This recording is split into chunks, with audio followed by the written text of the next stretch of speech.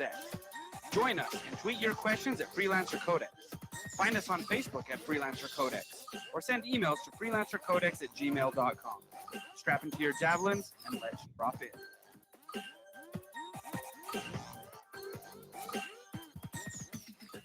Welcome, freelancers, to episode 102 of the Freelancer Codex podcast, the longest running Anthem podcast on the internet. I'm your host, Steve, along with three of my co-hosts this time around. Mike, Devon, and JD is back with us. JD, welcome back. Hello. You've been gone for a little bit due to a hiatus. Did you want to give an update, JD, since you've been back? Tell people what's going on, or... Yeah, not really much to say. We made a lot of progress over the last weekend. My dad, his short-term memory is coming back. That was a real concern for a while because he wasn't remembering things from before he got hit in the head back in July. So now he remembers the previous day and stuff like that. However, we had to send him back to the hospital because he was having some problems. He's got some blood clots in his lungs, and they're working on fixing that. But he's back. He's still alert. He's still talking. I called my mom earlier, and even though he still has a bunch of stuff in him, he said hi, JD, over the phone on speaker, and that was pretty promising. So he's still aware. He hasn't made any steps backwards. He's just hit another speed bump, but he's coming back, and I'm glad. So that's where we're at. We're glad to hear, JD, and we hope for a quick recovery for your dad. So, and glad for good news that recovery is happening. So, all right, guys, it has been get this. Guess how many days it's been since the game has been out in the wild. Anyone want to guess? I'll tell you. Nope. I'll guess. Go ahead, Mike. 202. That's a pretty good guess. It's been 202 days since we've had our hands on the game. It has been 30 days since the launch of the Cataclysm itself. And like 30 days doesn't seem like too long of a time. That's only a month, but it feels like we have had the Cataclysm for a very long time. Are you guys feeling like it's... Yeah, a little bit longer for us.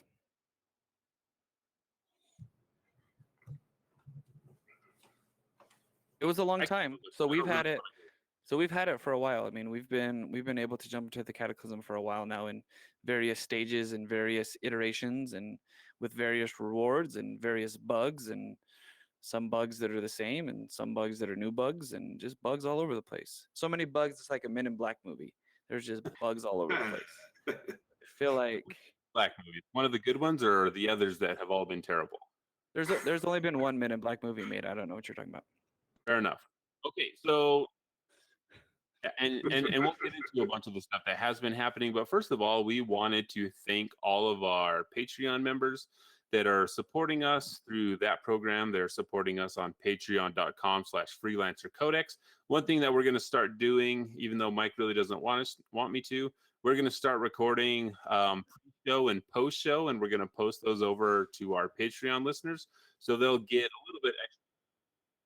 Yeah, that's where Mike gets all of his swears out before we actually start recording the show. It gets pretty blue over there. But we're going to start posting that for all of our Patreon subscribers so that they can hear a little bit extra. I mean, the main show is still going to be free. That's where the majority of our content is going to be. But if you want a little bit extra and figure out, see how the sausage is made behind the scenes, you can do that at patreon.com/freelancercodex. So that first one will be going up today after the show. So, and I will actually be holding a 6-part seminar on whales. So if you subscribe to the Patreon, you will be able to get that. And you'll learn all that I know about whales. What's up with the first seminar on? The first one is all about the whale sounds and how they sound when they're happy and how they sound when they're sad, and just all about whales. See, because it's different, because dialects inside of whales they're different amongst their families too. Like belugas don't sound like humpbacks, and humpbacks don't sound like blues, and blues don't sound like the sperm whales. So you're in for a treat. You're in for a treat. Okay. Also, one thing you can go do, Devon and I recorded our third episode of the Shut Up and Respawn podcast. You can find that at shutupandrespawn.com. Mike wasn't able to make us because I guess, Mike, you don't wake up early enough in the morning. So we're going to have to, maybe I'll just come over and start banging. There there are easier ways to say that this show would rather be Steven and Devon. I mean, you don't have to record at like I get it. I can understand that. Just say that. Just put that in the company memo and say, guys, this one is just going to be a Steven and Devon thing. It's not going to hurt anybody's feelings here. I get it. You don't have to kill yourselves knowing that I'm not going to be there. Like, I I'm get it. normally up at Fine. that time. I don't know what you're talking Which is, and I understand that. I am not, nor will I ever be. So, I would so never be. You get up at that time. Anytime you're going to Disneyland, you're up at like 2 o'clock in the morning waiting for that gate to open. So don't tell me you'll never be up at 4:30 in the morning. So I- shenanigans on you and your are, mother. are we going to Disneyland soon? Because if we are, then I'll wake up that early. At 4:30 in the morning, you guys Hey. can go to Disneyland. Mike, I still There have you- one unused ticket. Let's make it happen. Let's do it. You and me. Disney. I haven't been to the Star Wars land yet. I want to see it. JD, you just said you have one unused ticket. How is that going to work if there's two of us? I was going to give you the free one and buy myself one. Reversal. Jai Dubster in the chat asked when that new podcast is going to be up on iTunes. I'm still working on that. For some reason, it's being delayed. But Jai, if you go to shutupandrespawn.com, the RSS feed is actually posted on the website. And if you post that RSS feed into whatever podcatcher you use, it'll manually look up the podcast and it will load it in there for you.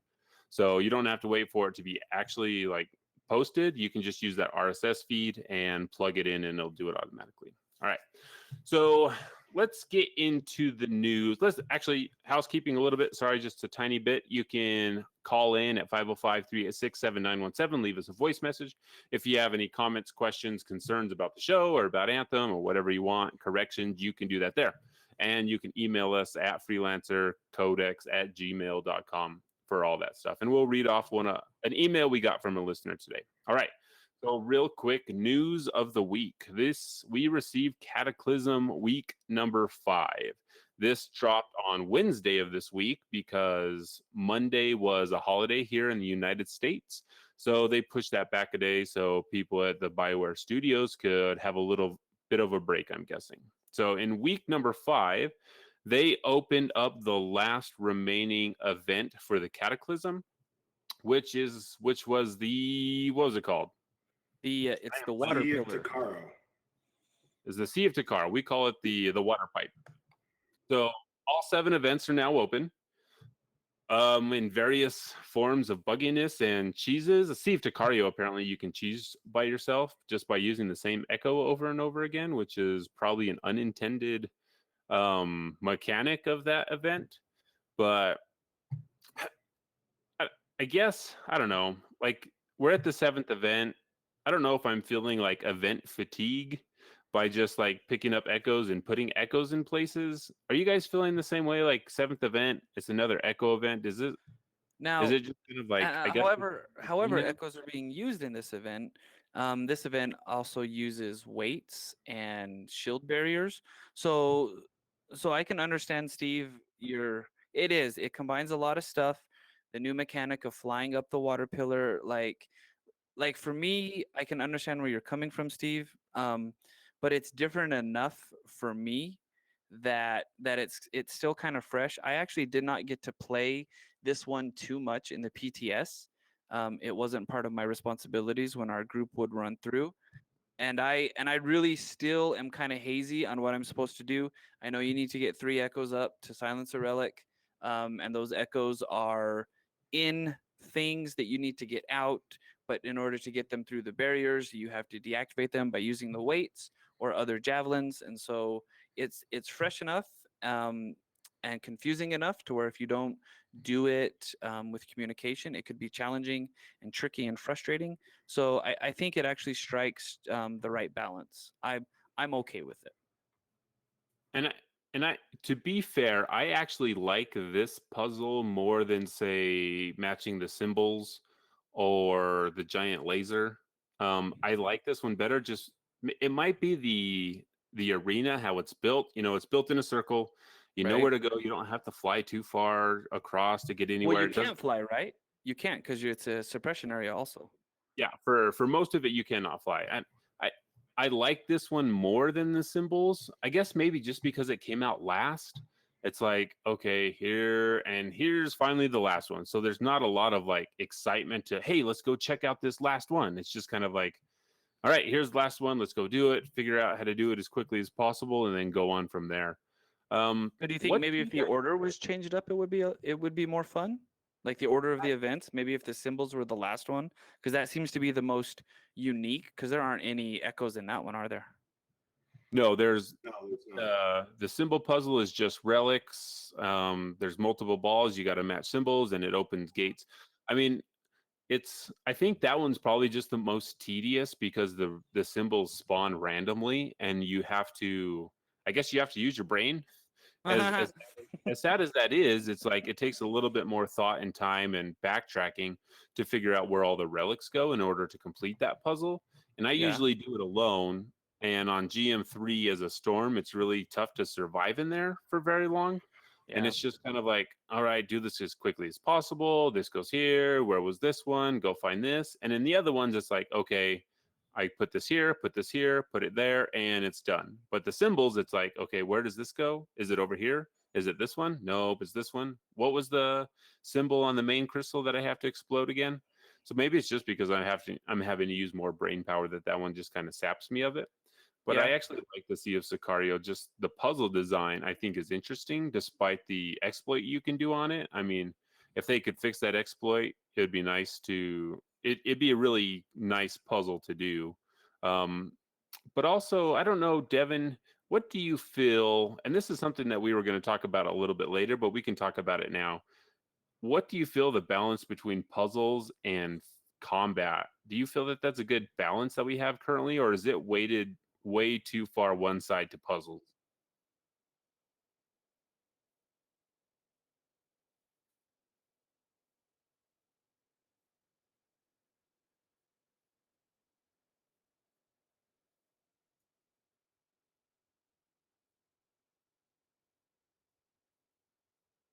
But I mean, there's enemies in each of them. Yeah. So Do you mean like ad control?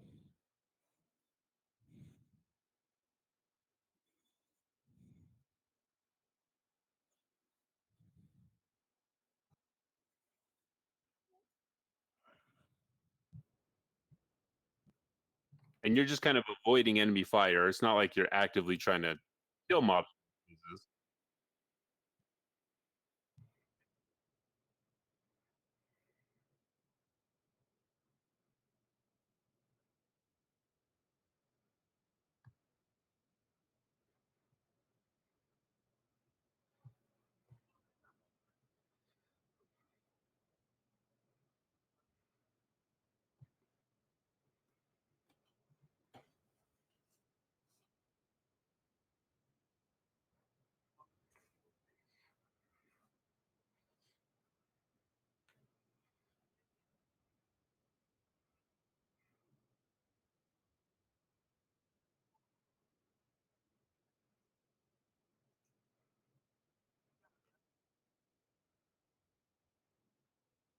Yeah. Unfortunately. I haven't played a single one of those since the Cataclysm has come out. I've not. I've only gone into free play to look at a new cinematic, and that's about it because the time to crystal ratio is way off. I mean, I don't know if it's lopsided. I mean, the purpose of the event is to go do the Cataclysm. So, I mean, it might have been better if they just left that free play stuff. If those would just if those would spawn after the event is actually over to kind of leave something behind, because then it would give you something to do while you're going into free play. But currently, it's like, why would I go do these? I mean, but I and I guess like what would you do for a combat arena that's not just kill the mans inside of Anthem? Because really, I can't think of something that, I mean, they would have to build something completely different, I would think, in order to be like, okay, this is different enough that you don't feel like you're just killing people, to where it's actually a puzzle that, like, combat is the puzzle, I guess. I don't know what you would do. Make it so you just have to kill the right person at the right time, or Well, so I think and if I remember right, Destiny had some elements of this. So with your Valkyries who have elemental shields, I mean that's I think really one of the only ways you could have like a combat challenge. So you have to go in with the right weapons, knowing, needing. Oh, it was oh, Steve, when we were getting our epic swords in Destiny, you know, what knight had what shield on, so you could take him down faster, and it was a time thing, right? If you wanted to get the void sword, you had to defeat the void knight last or within 20 seconds of beating the main dude. So something like that would work. I mean, that would be a neat enough puzzle. Although I mentioned that, and we did it in Destiny, so it would just be kind of rehashing the same kind of stuff. But as far as combat goes, that seems like the only thing that you could do to make it more puzzle like versus what we're doing on the Dominion Beach when we're just fighting until the Gate Lord shows up. So I don't know what could be done there. I don't know if really there needs to be anything done there. I think it stands alone as a combat opportunity well enough, and it breaks up the puzzleness of the rest of the events, which are, in the rest of the events are very heavily puzzle based. And so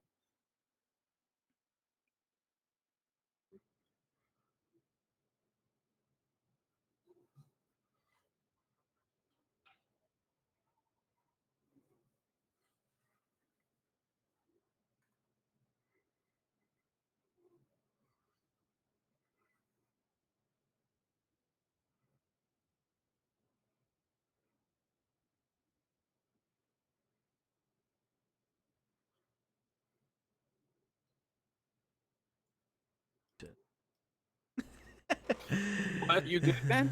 Are you all right? And no, I was looking at the chat. Rusty says, "Oh, I can't hear Devon. Hopefully, you can hear me now. It should be fixed." But settings, man, they change all the time. I think I would prefer something that's like a stronghold, but more difficult or longer challenge. Than just like the 3 phases of a stronghold that we have, or the couple little phases that we have currently in strongholds. Because I just that's the kind of activity I'm kind of looking for in Anthem. You know. and I So think maybe the flow of the Cataclysm, like as we get to this end portion now, currently the flow is go do puzzles, end up at the beach, shoot people, and then at the end go search for points.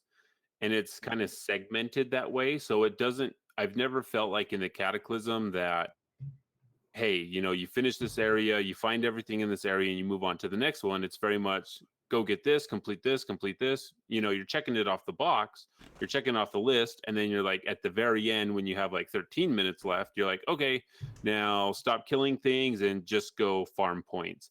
And maybe that flow is something that I'm not too big of a fan of, just because it doesn't feel like. Well, I mean, the Cataclysms just become about score, right? It's just all about getting the most crystals you can to try and get loot. I don't know. I mean, I'm guess I'm like struggling with the point of the Cataclysm. I mean, it's fun to play, but it's just the same repeated stuff over and over and over and over and over and over again. I don't know. Yeah. Right. I mean, Well, and but, I but guess so are eventually strongholds, right? Yeah, I mean, that's what every game eventually, life service yeah. games end up Eventually being, becomes yeah. thing over and over again. But I guess just like I think the Cataclysm was a much needed content drop for the game, just because we haven't had anything Yep. for the last 4 months, and I really enjoy it. I'm just thinking of the future, like, how do you take this idea, how do you tweak it, and just make it better for the next time? I'm not saying that it's a terrible event. It's just kind of, you start to think about these things when you get towards the end, and you're like, okay, this is the experience we had. Now, what can we do to make it better for future events? And I think something like, you having to actually clear out an area before you move on might actually break up that, puzzle, fight, and then search for a while, because it just seems like that last 13 minutes is You're just kind of wandering around. Hey, did you get this? Did you get that? Did you get this? Oh, look, I found this. And it just kind of, it doesn't seem very heroic when the point of, Anthem is to feel like a superhero, like they told us over and over again. You want to feel like you're a superhero. And, collecting orbs for 13 minutes and flying around sometimes doesn't feel like that. When, you know what, I would much rather, instead of collecting orbs, I'd much rather be fighting people and using the builds and the weapon and the gear that I earn in order to increase that multiplier. So maybe that's what it is. Maybe I want more combat in there, because right now it's mostly avoid all combat unless you have to, and then you fight Vera. So maybe Well, that's but then I mean, if you get your multiplier up, isn't that the point? Multiplier then combat. Yeah. I mean, really, Right. really, if you're doing it right, we should be doing it that way, right? But I don't know if there's enough time that would allow you to just do the puzzles, leave all the ads. Well, the Well, you ads can't. disappear, so they despawn after you did they beat a despawn? puzzle. yeah. So you can't really do that.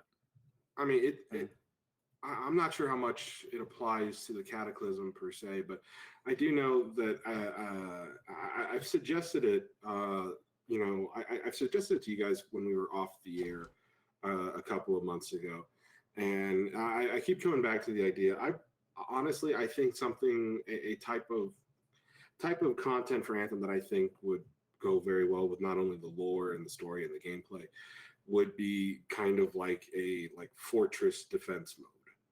Like, I would like to see something like that, allow you to place some defenses, fight off, waves of enemies. I mean, because the people loved Mass Effect 3 multiplayer. I doubt. I don't think any of the three of you guys ever got a chance to play that, but people still play Mass Effect 3 multiplayer. It was that solid of kind of like a horde-like mode. And it was surprisingly good. I know people that bought that game strictly for the multiplayer, and so maybe kind of going back to some of that for a game mode, while also introducing the whole fact, it's Fort Tarsus. We are defending. We defend the walls from all kinds of stuff all the time. We're told that they defend the walls. We're told, why not participate in that? Have like a type of mission content where you just come on in and you set up your defenses, you hunker down with your fellow freelancers, but you have a big area to play with, to fly around, find the best position, do your fighting, take on as many as you can, or however a certain amount of waves. If you keep going, you increase your chances of particular loot drops or something after a certain wave or whatever. I would like to see that in Anthem, but I will agree, just generally speaking, that I wish there were more events like Diana's Landing in the Cataclysm, because it's a nice refresher that it's not super complicated. It's just basically smash. It's a nice palate cleanser between the complexity of all the puzzles. So yeah. And hopefully we'll get a horde mode coming soon, a true horde mode. Not what people call horde mode that's in the game. That's not a horde mode. All right. So a couple of things that they added along with this event. They added some war chests that we have been asking for a really long time. They actually added in Javelin specific war chests. And credit where credit is due. This is something that we harped on quite a bit throughout the entire Cataclysm. And in week 5, they put it in. So, I mean, that's hats off to them for listening. Yeah. I'm excited that they did this. This, I think, makes it much easier for anyone that plays a single Javelin, anyone that is coming in late to the Cataclysm, to have a focused place to get these items.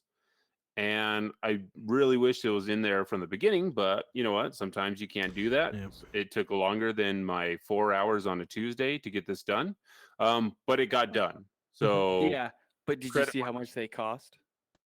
Well, I did see how much they cost extra. And I'm actually okay with the cost. But I'm not. Yeah. So there. Okay. I mean, I like because I like the way how it is now, because it's kind of a fair compromise, because the whole thing is that their original idea, they had reasons for doing it that way, and obviously players disagreed, But I like the fact that like it wasn't just like, oh, we're just, going to completely 100% listen to the fans. Like it maintains a little bit of integrity from a design or developer perspective, I guess. But one of the things that I really like about it is that like the whole thing is that, okay, yeah, these other chests, aren't javelin specific, and you're kind of taking your chances, but they're also cheaper. So there is now an incentive to take those over the javelin specific chests.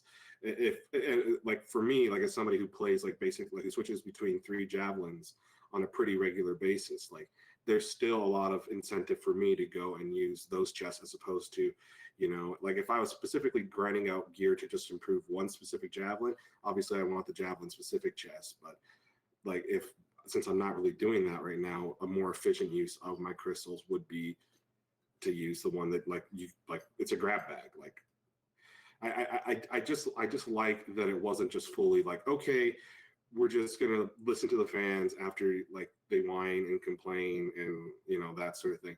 I don't mean like I don't mean I take issue with that. I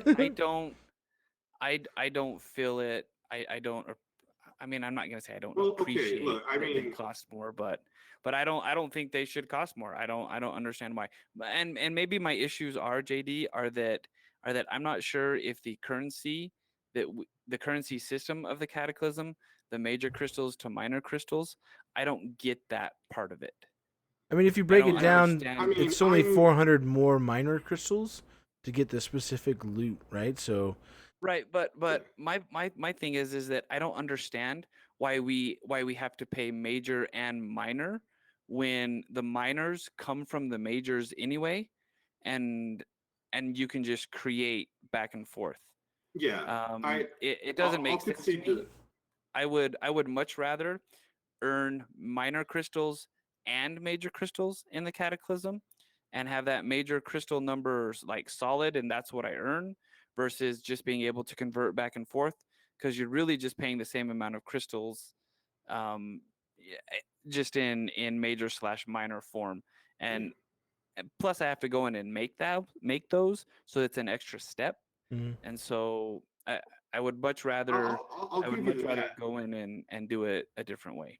That's I just like when developers make a compromise instead of just straight up giving what the fans want, because and this has not a ton to do with Anthem. Anthem is just the best example of it right now, where it just sets a dangerous precedent when fans to listen can to your just- community. Well, okay, look, like the whole thing is that like, I mean, there's a difference between like, it's kind of like if you like if I listen, like as a teacher, like if I listen to everybody, all the students in my classroom as to what they wanted to do for that day, nothing would ever get done. No learning would ever occur. The whole thing is that like you do things for a reason, and the whole thing is that basically if you're an artist who's only ever doing things for other people, you don't really have a lot of integrity. You're not like, basically there's no difference between you and somebody else who could just do what the people want. The whole thing is that there's an artistic vision, there's a logic behind why people do things the way they do. And like to just 100, like you should listen to your community. You should take that feedback in. You should incorporate it in certain ways, but to 100% listen to them, especially like, like when they're just like, oh, we don't like it. We don't like it. We don't like it. We don't like it. It basically, it's just like reinforcing, like, it's just reinforcing that behavior of like, if we complain, like every time, we're always going to get what we want. And it's like, I can't think of a lot of good examples right now where that's backfired, but the whole thing is that it does come up in the games industry quite a bit, where basically people complain and then something that didn't need to be changed gets changed anyways. I mean, I don't think BioWare is like saying, "Hey, these guys are complaining. Let's go ahead and change that." I mean, they should be listening to us. They should be listening to the people that are playing their game. But the thing is, I'm not saying they shouldn't listen to us. I'm just saying that they shouldn't do 100% what we ask for because we asked for it. Well, like, I don't think they have to maintain control over their product. Well, they have to maintain control over their creation. I don't think we're like trying to take control for them, but them changing, minor crystals to again, it's just about the precedent that it sent. It's not, you know. Yeah, Gotcha. I don't know, JD. I guess we can agree to disagree on this, and we can still have a good conversation about it, because the way they changed it, I mean, they did listen to 100% of some of the feedback that we gave during the PTS. Like, we straight up said, hey, you know what? It would be better if you doubled the price of these chests and made them javelin specific. I don't know if they listened to exactly that particular feedback that we gave back then. So it's Steven's fault, Mike, just so you know. Steve, you're making me hold a button longer than I want to. Yeah, no, I'm just. You've got a middleman in there, man. I can't. I'm just. Like I just think the small biz is being, you know, misunderstood. Is that, like, the whole thing is that they did it in a way, like, they listened to the fans' feedback and incorporated it without totally, like, making their original vision obsolete.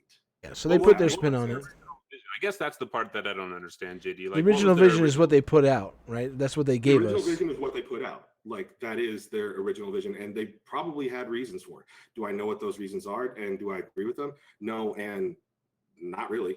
But if their the whole thing vision is to get us to play more and have crappy RNG, then that vision sucks, and it should be changed, right? Because that's the only reason that they would do something like that, to keep us playing longer. Like, if that's the vision, then I say, yeah, you. Well, again, I don't know what the reason was, but the whole thing is that I'm glad that they didn't just do it in a way. It's like, oh, the wide variety grab bag chests are now gone, and now it's just specific. Like, it's not.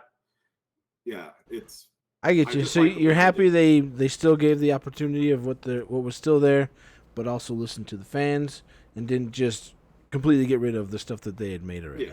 So, okay. Yeah. Well, I think, like, you might. They really need to change, like, the conversion to major crystals to minor crystals. Either just make them all minor or all major, or make it so that we can convert, you know, in groups of 10.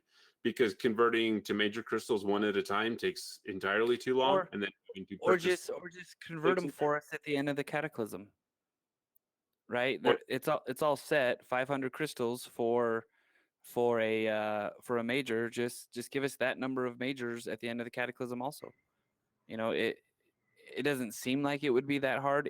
That would be the solution that I would present. Grant us major and minor at the end. Because then again, I don't have to convert and do the math and think. I guess I don't understand why we have to do a conversion at all anyway. Exactly. I mean, I agree. Yeah, I think the way how the currency is set up could be a lot simpler. So. Yeah, I mean, there really is, like, no need to have two different, a major and a minor. It doesn't make any sense. I think the only thing, I mean, I think they're trying to simplify it where you can accomplish dailies and other things, and then they give you one major crystal or something. I think, and that's correct. Yeah, because you can do those things. Isn't the only place you can get. Yeah, but I think if they would have just stuck with one thing, like, okay, here's just crystals, you know, and just left it as like hundreds of crystals or whatever, and so they could have just awarded you for completing the daily. Here's 500 crystals. That's one major crystal. Here's 500. So we don't need the major and minor, kind of like you're saying. I mean, to simplify it, just give us one crystal, right? One crystal amount. Just either leave it all majors or all minors, because I think the minors would be easier for them because they could still have, you know, where it costs 600 minor crystals to buy a war chest, or, you know. And then you can also you can also farm those in free play. You kill an enemy, you get 13 crystals. So that would still make sense there. Yeah. So I understand what you're saying there. And yeah, just a little bit simpler. It takes out a step. It takes out, you know, having to have that in there, and you can just roll with it from there. The price of everything could still be the same. Just get rid of the having to have me create the crystals. So that's all. Things change for the next time this comes around. I also think, so talking about inversions, so they added new inversions for this week. I think maybe, you know, thinking about the combat and thinking about the puzzles, I think inversions would probably go a long way in helping combat feel fun and innovative, because the inversions can do the most to change these things up. And so far, a lot of the inversions that we've had Like we had inversions on semi-automatic pistols and shotguns. And to me, anytime I tried to like build around those inversions, A, it's too hard because you don't have enough pieces. B, it never felt like those inversions had a huge impact on what you were doing. Yeah. I mean, you could kind of tell that, okay, I'm killing this a little bit faster, but it's not like Steam Vent or, Rainmaker faster. It's just like, okay, the numbers are going up, they're dying a little bit faster. But I think if they change the inversions to actually do some serious damage, like, 600% elemental damage, to where you're like, I really need to make a build around this in order to push those leaderboards, that might change. Yeah, where it's actually worth it. Right. It might actually make it worth it, because currently it's like, I don't know, I guess I'm just going to ignore them because I don't run shotguns. Yeah. Or, as a storm, you get a bonus if you kill something in the sky for when you're on the ground. So as a storm, that doesn't really make sense because you want to be in the sky all the time. So it kind of, if inversions were a little bit more intuitive and powerful, I think that combat flow would be a little bit different. So If inversions were belly buttons. Everyone would have them? Exactly. Fair enough, Mike. All right, so those are some of the changes that came with week number 5. And with week number 5, we also got patch 1.4.0. And with patch 1.4.0, we got some pretty interesting stuff. The biggest thing that we got that was up front and center was we got an increase to our vault space from 250 to 350. So again, credit where credit is due. This is something that we've been asking for, and it's something that they were able to make happen in 1.4.0. Yeah. So, Yahoo! Do you guys think this needs to be something that, I guess we probably all haven't like hit that cap yet to be like, oh, I need more than 350 items in here? I guess I could start hoarding again because I'm going to hit that cap later. But Devon, do you think this is it enough? Is it going to make a difference? No, I mean, so if you're just playing with one javelin, I think it should be enough. But if you're playing all 4 javelins, then 350 is still not enough. With all the different gear pieces and being able to make your own builds, I was, even with 2 javelins, I was constantly hitting the cap of 250, and I didn't even have optimal builds for both of the javelins. And then it's like you can't really save all the weapons. And, I would try to save all the legendary versions, and there was just not enough space, and I was always running out of space, and so I just deleted everything that I'm not using. So, like, all the weapons I had and everything else, I just got rid of them all because I'm not going to use them. There's no point in switching my build because the weapons and gear that I had were the best build that I could currently use, so there's no point in even saving any of the rest because it's not worth using any of the rest because they're not of any value to use because my build was the best build for what I like to do, or this was like the best gear or things. Now, obviously, that can change later, and I can regret deleting things, but if that ever happens, that's just living life on ifs, or what if this happens? Well, I don't know. What if it happens? Well, this isn't happening right now. I mean, there's nothing I can do about it. And the game just wasn't making. I mean, obviously, before it came out, they had different promises that were said, by certain individuals that were like, oh, why would you limit vault space? Who would do that? Blah, blah, blah, Trying to take a shot at Destiny because they had that same problem, vault space limit. And then it came out and they had, Anthem had a really bad vault space limit. And, if you're playing more than, even if you're just playing 2 javelins, I don't think the 350 is enough. If you're collecting all the weapons plus the new weapons plus all the gear pieces and components and everything else, it's not enough if you want to mix and match stuff. So. Right. I think it's enough if you're only collecting like, hey, I only need 1 Steam vent. That's it. But if you're collecting to do different builds, like, hey, I want critical damage on this, or I want elemental damage on this, then for sure it's not enough. Because before the Cataclysm, I was keeping every masterwork component that I would find. I'd keep every masterwork weapon that I would find for the storm. That way I could kind of mix and match if I ever had any of those inscription on those. But when the Cataclysm came around, it's like, okay, if there's going to be new gear, I need to delete all this because I don't have space, and I definitely don't want to be. I mean, you collect like 30 or 40 items during the Cataclysm, you're just not going to have enough space to keep all that stuff. So I was like, all right, I'm going to go ahead and delete it all. And now I'm kind of getting back up there to around 200 items in my vault. But it's like, well, maybe I mean, eventually I'm just going to have to delete those all again for the next event. But I think it's one of those things that this is a good step to take now as they start working on, how they fix the loot issue that we have. So hopefully by the time that we have a stat sheet, we have a better inscription system, that 350 items in the vault will help the people that are running one javelin, and it'll make sense to have more. And maybe by that time they'll be like, hey, we can increase this to 450.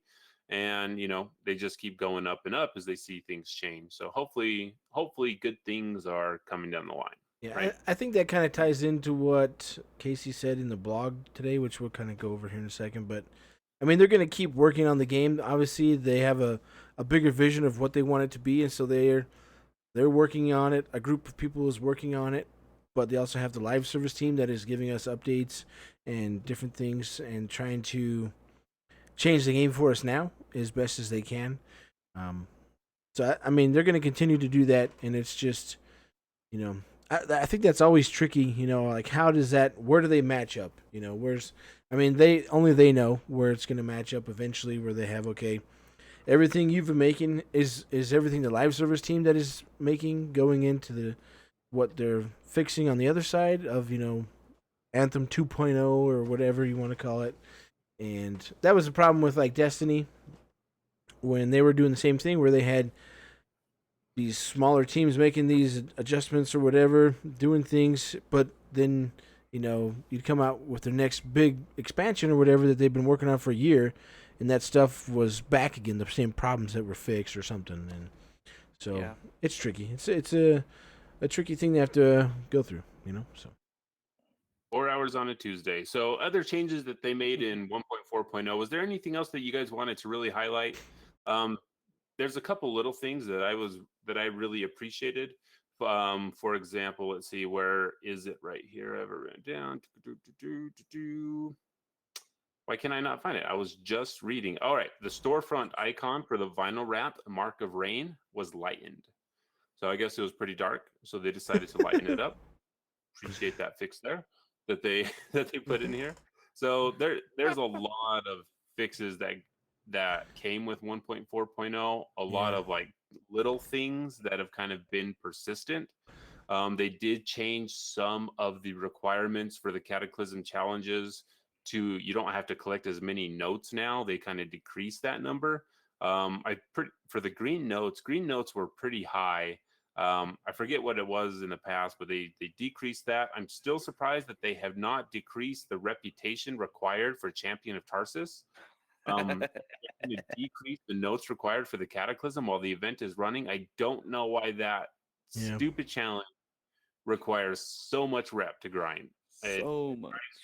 And it's ridiculous. Like, you can see maybe one person like every 2 weeks is like, hey, on Twitter, hey, I finally got Champion of Tarsus. It just takes so long. I mean, you get a little. Why did I do that?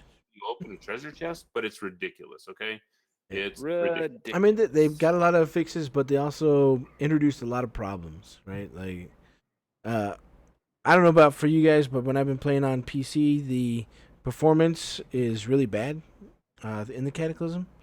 So, performance issues? Yeah, well, not in real life, of course. But that's a topic for after the show. Stick around, huh? No, but like I was playing earlier tonight.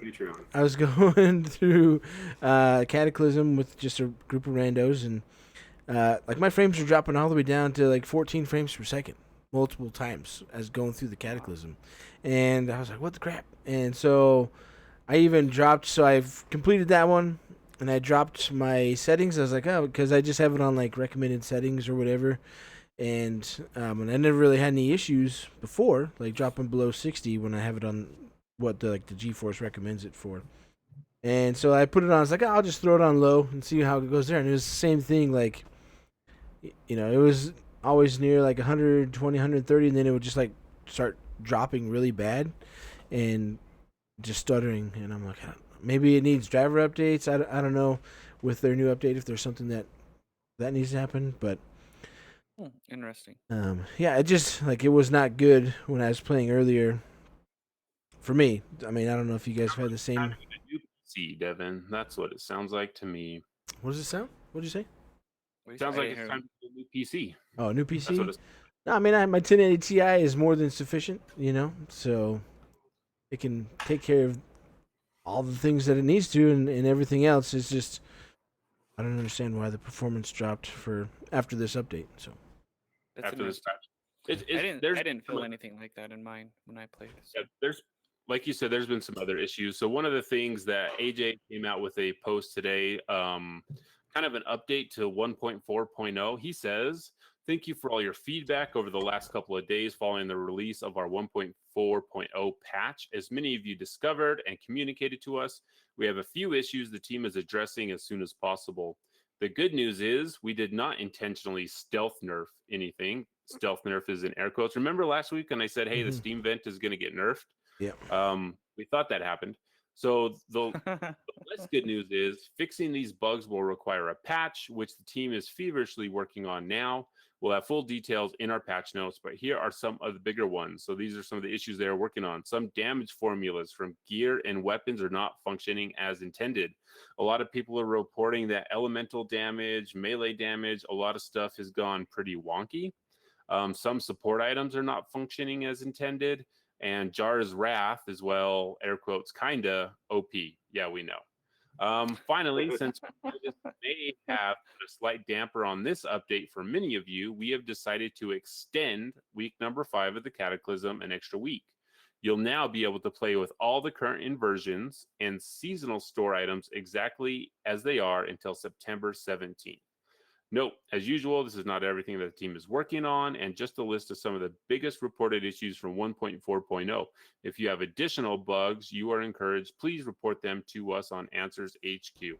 Yeah, and I've been running into a bunch of different bugs where you can't interact with echoes, you can't interact with relics. I've been getting UI issues where I get stuck inside the forge and I can't get out while I'm in the fort. So a lot of funky stuff going on. pressure plates weren't working for me.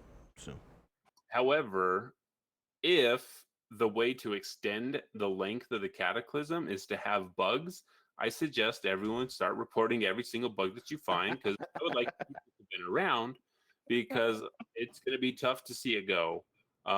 Because like we said last time, we're going to go from the Cataclysm to going back to farming strongholds. So, hey, if we all find the bugs, we report them. Maybe they'll keep extending the Cataclysm. Maybe they'll stay here for forever. I don't know.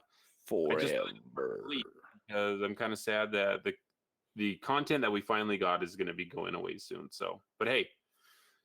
Are you sentimental? No, I mean, I'm not sentimental. I kind of am. I really just want more content. Kind of am. And knowing that this is kind of the biggest piece of content that we've ever had for the game, that potentially it'll be going away for a while and we don't have anything to replace that, kind of hurts a little bit.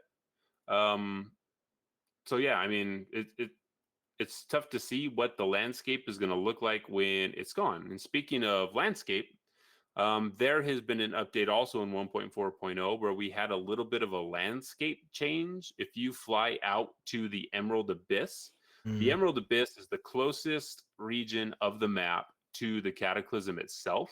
The Cataclysm is kind of off in the distance. If you go over to the overlook point in the Emerald Abyss where the little box treasure chest is, you open it up and it'll pan up so you can kind of see that entire area. It'll play a nice little cinematic for you. And in this cinematic, I mean, I'm pretty sure most people have seen this already. It's not like, I don't think it's a spoiler because we have no idea what it's even a precursor to.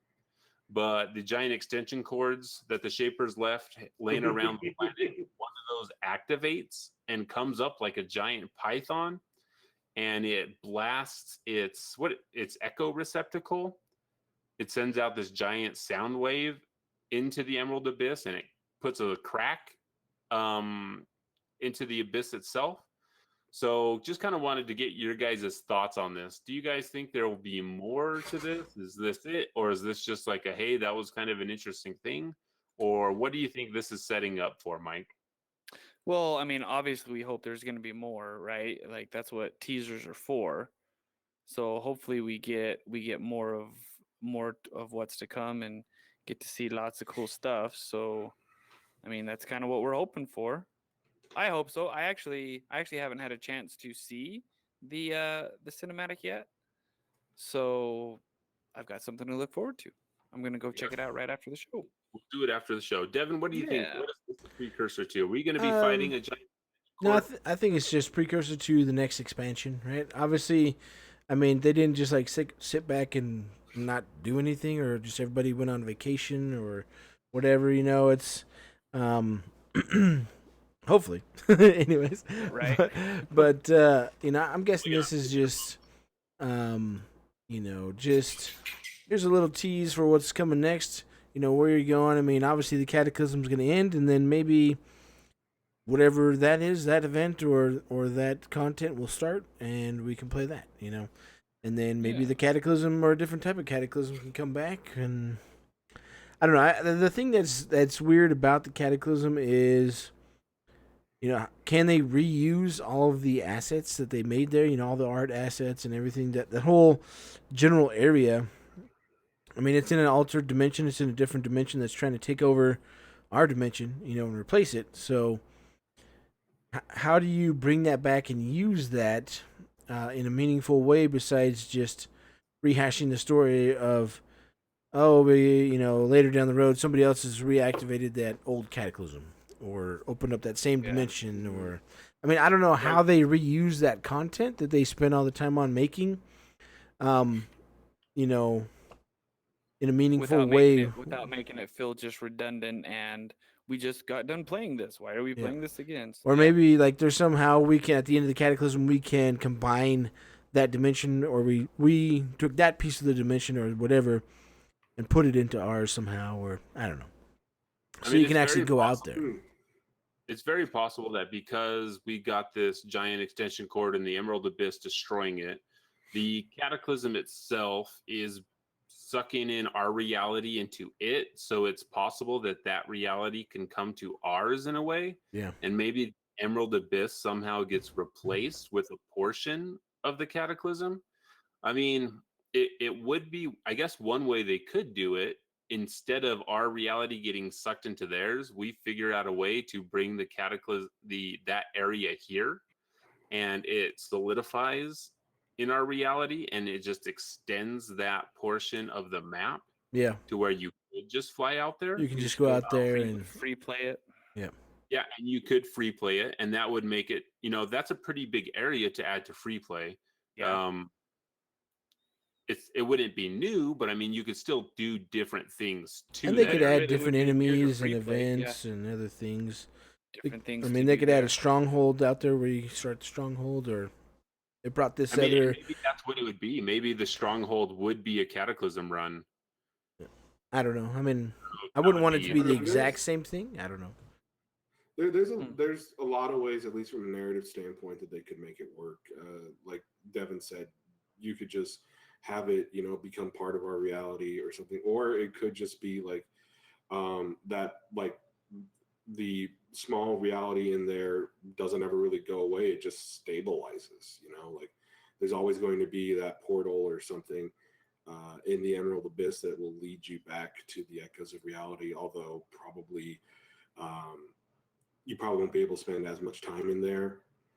Probably no Vara, because I think the Vara boss fight's probably going to go away. They might leave that for a stronghold, because they seem to, you know, reuse boss fights for strongholds. So there's a lot of opportunities here. I'm really just in the boat that like this doesn't just all go away, because you know, Anthem needs that content, and it's been a blast having it. I don't want to see it go. Yeah, and I think as we see more and more Shaper relics activate, it kind of makes me wonder, like, is there some artificial intelligence that is still controlling these things? Like that someone just left the power on? Because how does what activates that thing and what makes it say, all right, I'm going to stand up, I'm going to shoot this blast here, either to clear out this area for something to come. It just kind of makes you wonder, like lore wise, like what is actually controlling these things and how, because I mean that thing was moving like it was alive, right? It wasn't just, wow, you're intrigued by the lore? That's weird. yeah, weird stuff. You really that mic? Because I'll throw it down right now. No, I won't. Whatever. You just I heard we had an email that we were going to go over. You trying Let's to get do us centered, Devin? Yeah. Good Devin, for you, that Devin. email before I punch Michael right in the pants. All right. This email is from Tony. It says, Hey, it's Tony. Hey, yeah, Tony. he's one of our bosses. So it says, hey, freelancers, with the Cataclysm drawing to a close sooner rather than later, what is your take on the future of the game? We kind of just talked about that, so we kind of answered a little bit of maybe. Well, I mean, we touched on it with that cutscene there. It says, I'm sure you've discussed this. I'd also like to know what your thoughts are on the true stat of the true state of the game. Speculation and comments made in the past, distant in this case, such as, but barring the unlikely scenario of Anthem being a disaster, it's safe to say the franchise will be around for a very long time. So that was, he lists where that was from. It says, I wouldn't say the game has been a disaster. Some might argue the point quite strongly. Mike? Oh, no, just kidding. I did. No, I'm just kidding. He did. It says, but I wouldn't say it has been an overwhelming success either. I'd really like to know what the plans are for the game, given the work and care taken into crafting of the characters, creatures, environments, and lore. Surely they couldn't put all that time and effort into something that is just left as it is. If only we could have some better developer communication, updated roadmap. In the roadmap, we've Stephen and I kind of talked about this a little bit in the other podcast. But it says, even if it is very ambiguous, like this is what we want to do. The whole team has been way too quiet. Keep the gates of Fort Tarsus open, he says. Says the game has so much promise. There are other places I could go, worlds I could visit, and loot I could grind. But I don't know if I want to leave this world just yet. But perhaps we need to face the reality of it all. Thank you for your time and keep up the great work on the podcast. Strong alone, stronger together. Sentinel Tony. Hey, thank you, sir. Appreciate you. Yeah, thank you. I think some communication that we got actually today from developers, specifically touching on Anthem, came from head of studio at BioWare, whatever they call him, whatever Casey's title. From his update actually came out today, and he says this. It's been a super busy summer at the studio, but I wanted to get a note out to share some of the things we've been up to. Anthem. Over the last few weeks, we've been wrapping up our Cataclysm events in Anthem, a season-long event with new arenas, enemies, challenges, and rewards. We have a big team working on Anthem in both Austin and Edmonton, and while it's been great to see the community response to Cataclysm, I know there's a lot more work to do to bring out the full potential of the game. We have plans for those more fundamental improvements, but they'll take time. While the team works towards the longer-term vision of the game, they will also continue to deliver updates to features and content. I believe in Anthem and would love to see its world grow, evolve, and thrive for years to come. Thanks for your patience and support as we do the work of constantly improving and expanding the experience. So reading in between the lines here, he says, while the team works toward the longer-term vision of the game, they will also continue to deliver updates to features and content. Sounds like there's two teams working on this. Yeah. One is most likely working on Anthem 2.0, like Devon said, and the other one is going to be working on little smaller content. Live service team versus the other team. Kind of like Cataclysm. So, yeah, the only thing that that I don't like in his wording is where he's like, "I would love to see this continue on" or whatever. Continue. I mean, almost is like maybe it'll happen. I would love it to happen, but I don't know if it's actually gonna happen. Whereas before, it was like the wording people would give was like, "Oh, there's a strong future. There's many years. We're supporting this for years to come." And now it's like, "Well, I would love to see it happen." So whether that's just, I mean, you would think they would go over this, the wording and everything else, because they know people are gonna just pick everything apart. But I don't know. that's just me picking it apart and thinking like, well, why did he use that exact term? You say that word. You know, I mean, because the whole thing about these updates is like they're going over this, they're giving you information without giving you information, or is this one of those times where they're giving us information without giving us information? Like they're trying to tell us about, you know, a new Dragon Age game or whatever without saying, yeah, it's Dragon Age or whatever, you know, those kind of things. Yeah, And, it's very tongue in cheek. yeah, and so I just don't want it to be like, you know, obviously the game can be a great success. It's, you know, hopefully it's made them a lot of money when it came out, and that as they continue to improve it, it'll make them more money. You know, that's my hope.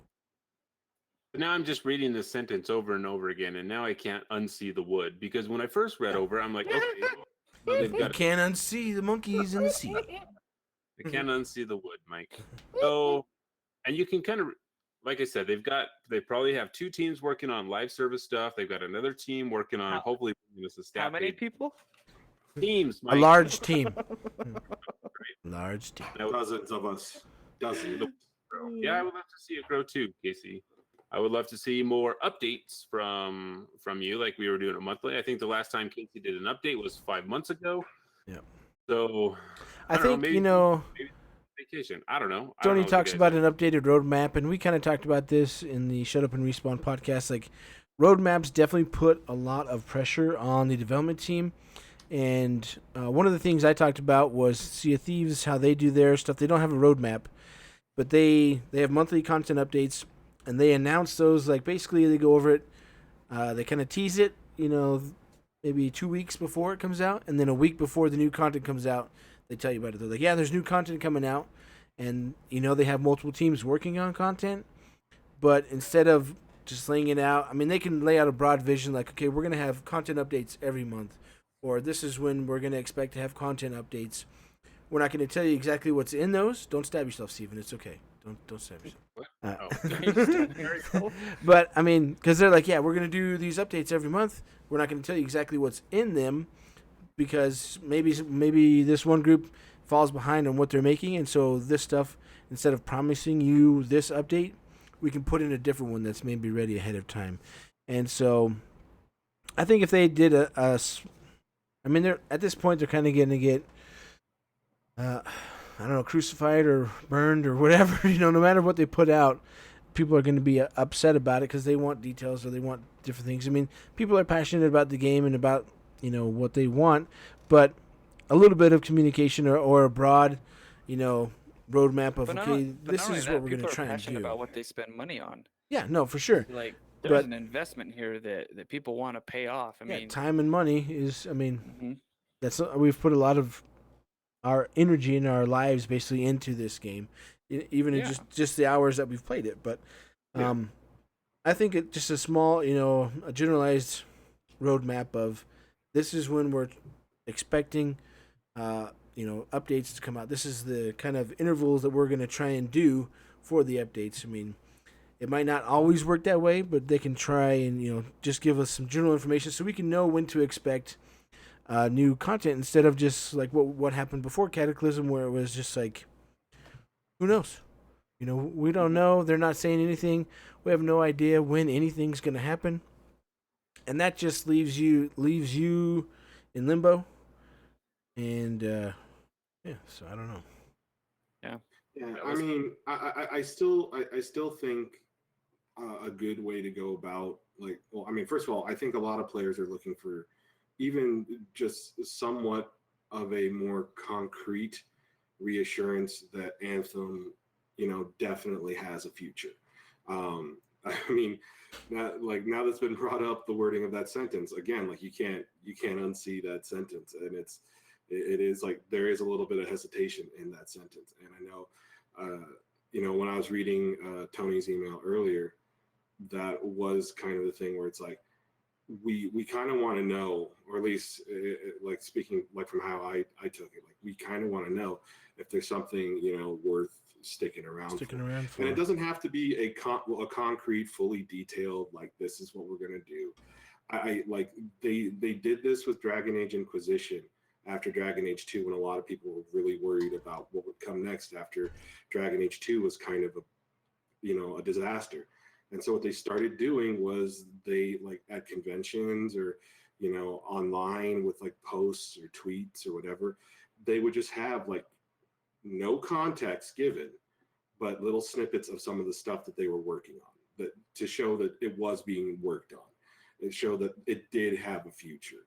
And like, as to what they were actually showing, that was kind of up to you, the reader, the spectator, to kind of work out for yourself, to theorize about.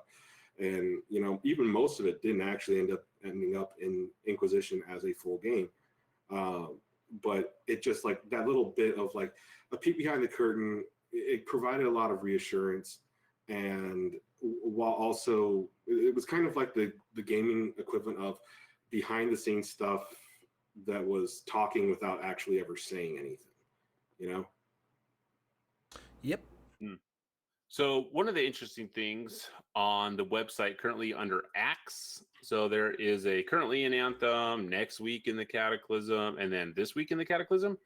Currently, they have listed Cataclysm story ending as in this week, but I don't think I've seen anything about the end of the Cataclysm, so I don't know, maybe this was just put out a little too early, but it says that we should be getting the new arena, Sea of Takara, which we got, all war chests, new inversions, leaderboards, and Cataclysm story ending.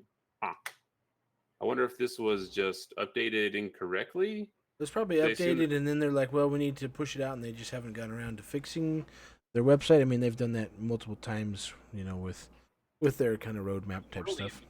So, interesting.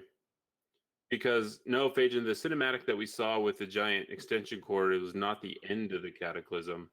So that was something completely different. So we're actually supposed to see the fall of Vera. But interesting. Maybe if we do the Cataclysm runs a couple more times, it'll trigger. But I haven't even seen that, maybe? Reddit. Usually that's something that would be there on Reddit. So interesting. Anyway, other stuff that we had to talk about. I guess we can talk about, so the statue that's coming from, shoot, I just had this up and I closed it. The 1/6 statue, that you can pre-order that on the 10th of September for $250. So it was right around the price point that we thought it would be at. It also has thrusters that lights up. There's been some speculation that it might not be the only one that they create. So if you're collecting all 4 of these, you're going to be shelling out $1,000 to do that. That's quite a bit. I might pick up one of them, but I definitely won't pick up the Colossus, because who needs that? I take offense to that. That's fine. I do not care if you're offended, JD. We like to offend everyone. Yeah, I don't mind offending people. That's fine. So I think that's kind of the majority of the stuff that's been happening this week. I mean, all 7 events are open. Time to start farming crystals. If you want to get those items that you haven't gotten, it's easier to get those now. You can probably save up enough crystals to buy all the cosmetics. Jump in there, get your challenges done, do your pacifist runs, do your Valkyrie runs, go out and get all of the time runes so you can get the wrap. There's a pretty cool wrap if you get all the time runes. So there's a lot of things that you can go in there and do. If you want to go in and kill all the enemies, I think you have to kill like 4,800 enemies in the Cataclysm. Just do it on easy and just go farm. But there's a lot to do if you want to check those boxes, get in there, get it done. We have an extra week, so it's going to be a little bit easier to do that, hopefully. And you know what? Enjoy the Cataclysm while it's here. We don't know if it's coming back ever, so you might as well enjoy it now. Enjoy it while. So until next time, freelancers, this has been the Freelancer Codex, longest running Anthem podcast on the internet, for episode 102. And until 103, it looks like there's a Cataclysm on the horizon for at least one more week. And we'll see you on the other side. Peace. Later. Thanks for listening. You can find us on Twitter at Freelancer Codex, on Facebook at Freelancer Codex, or through email at freelancercodex@gmail.com. Join the Discord through the link provided at freelancercodex.com.